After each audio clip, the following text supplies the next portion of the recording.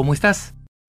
Espero que muy bien y preparado para las reflexiones que el Papa Benedicto XVI descargó, para decirlas así, porque fueron reflexiones poderosísimas, en su reciente visita a Asís el domingo que acaba de pasar, el domingo 17. Lamentablemente, la mayoría de los medios ignoró esta visita, que fue un verdadero recorrido de fuerza para el Papa, ¿no? Porque el Papa llegó, fue recibido en la Basílica, celebró la Santa Misa en la mañana, luego presidió la oración del Ángelus, almorzó, descansó brevísimamente, se encontró con el capítulo general de los franciscanos que se encuentran en reunión en Asís, luego se encontró con los sacerdotes religiosos, religiosas, diáconos y consagrados en la Catedral de San Rufino de Asís, y finalmente en la plaza se encontró con los jóvenes de toda la región de Umbría, que es donde se encuentra Asís, en esta región en el centro de Italia, una de las más bellas y de la que más santos ha dado, ¿no?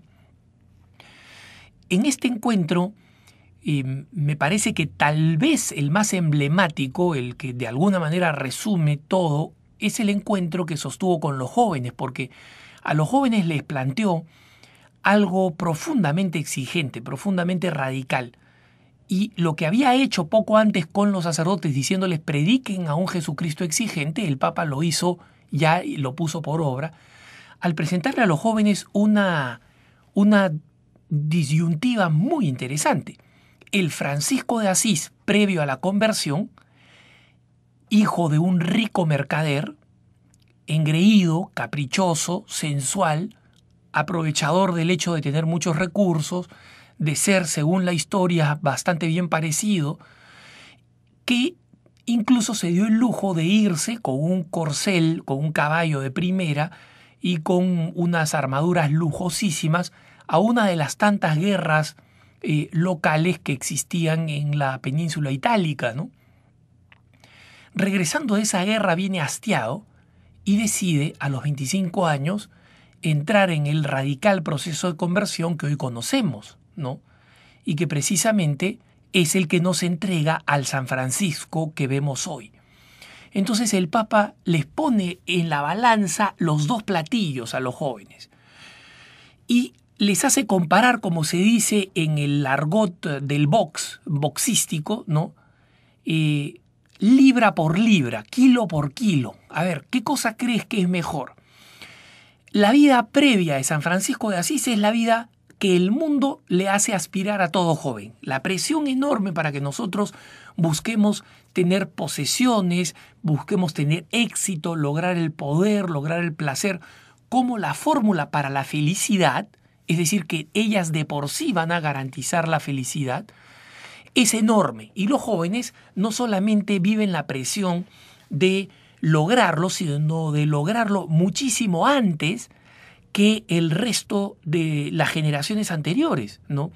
Las generaciones anteriores comprendían que el bienestar para una persona que no heredaba dinero, que no era hijo o hija de una persona rica, el bienestar era consecuencia de años de esfuerzo y de trabajo, y ese bienestar podía de alguna manera transmitirse a los hijos.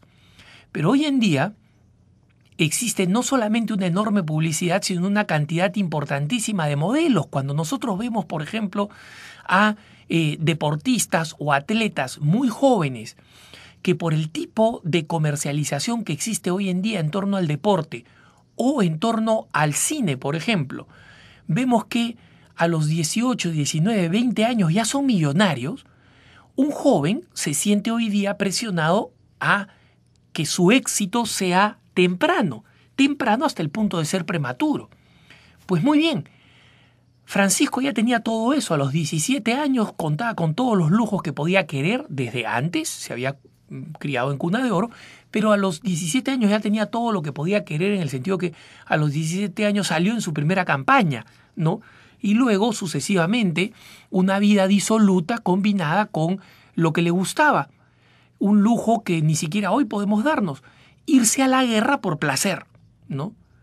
Entonces, cuando regresa de uno de estos combates, San Francisco a los 25 años descubre que su vida no vale nada, que esa vida que ha vivido no vale nada, y decide hacer una opción profundamente radical que todos conocemos, dejar a absolutamente todo y dedicarse a una vida de absoluta pobreza y comenzar a reconstruir los templos porque sentía dentro de su corazón que el Señor le decía: reconstruye mi iglesia, reconstruye mi iglesia. Y este diálogo constante de Jesús hacia él, pidiéndole que reconstruyera la iglesia, lo llevó a una vida personal de una pobreza y de una ascética enormes, y también a reconstruir cuanta iglesita derruida había alrededor de Asís y de la zona. Justamente, una de las curiosidades es que San Francisco comprendería recién muy mayor que lo que el Señor le estaba pidiendo es que reconstruyera toda la iglesia, que en ese momento histórico se encontraba, por un lado, muy disminuida y ablandada por la corrupción del clero y por el deseo de bienestar y de riqueza de personas del clero, y por otro lado, por una herejía que comenzaba a hacer estragos dentro de la iglesia, incluyendo en Italia, que eran los famosos cátaros o albigenses, ¿no? El surgimiento de los franciscanos y específicamente de San Francisco de Asís, y luego en España de otros mendicantes pobres también, los dominicos, con Santo Domingo de Guzmán, que se llama todavía oficialmente la Orden de Predicadores, que se dedicaban precisamente a salir a la calle a predicar, pues de ahí el nombre, fueron fundamentales en la historia de la Iglesia para acabar con la herejía cátara o albigense, ¿no? Pero lo más importante es que el Papa Benedicto XVI explica que San Francisco de Asís era fundamentalmente un hombre movido por el deseo ardiente de seguir a Jesucristo y de la santidad. No era un ecologista simpaticón que cantaba poemas y seguía mariposas, como muchas veces se lo presenta hoy. El Papa no lo comentó, pero quien lee la biografía de San Francisco de Asís sabe que San Francisco tenía decisiones tan radicales como el hecho de que cuando se sentía tentado de la lujuria de algún mal pensamiento, en el invierno se desnudaba y se arrojaba al medio de la nieve, de donde tenían que recogerlo sus discípulos cuando estaba morado al borde de colapsar por el frío. Pero esa era la radicalidad con que él combatía una tentación, porque él quería ser santo, quería imitar a Jesucristo. Y justamente se convirtió en el primer estigmatizado registrado fehacientemente de la historia, el primero en recibir las llagas de Jesucristo, precisamente por su unión a la cruz. No por casualidad el Papa señalaba poco antes, cuando se reunió, antes de reunirse con los jóvenes, con los sacerdotes, a decirles que predicaran un Jesucristo exigente, no un Jesucristo ablandado, porque decía que los cristianos de nuestro tiempo, y acá cito al Papa, tienen que enfrentar cada vez más a menudo la tendencia a aceptar un Cristo disminuido, admirado en su extraordinaria humanidad, pero rechazado en el misterio profundo de su divinidad. El mismo San Francisco sufre esa especie de mutilación cuando se le presenta como testigo de valores importantes apreciados por la cultura actual, pero se olvida que su elección profunda, el centro de su vida, es la elección de Cristo. Y esa tiene que ser nuestra elección. No San Francisco porque fue un hippie adelantado de su época, sino San Francisco porque fue un modelo de entrega generosa y radical al seguimiento de Jesús. Que tengas un buen día.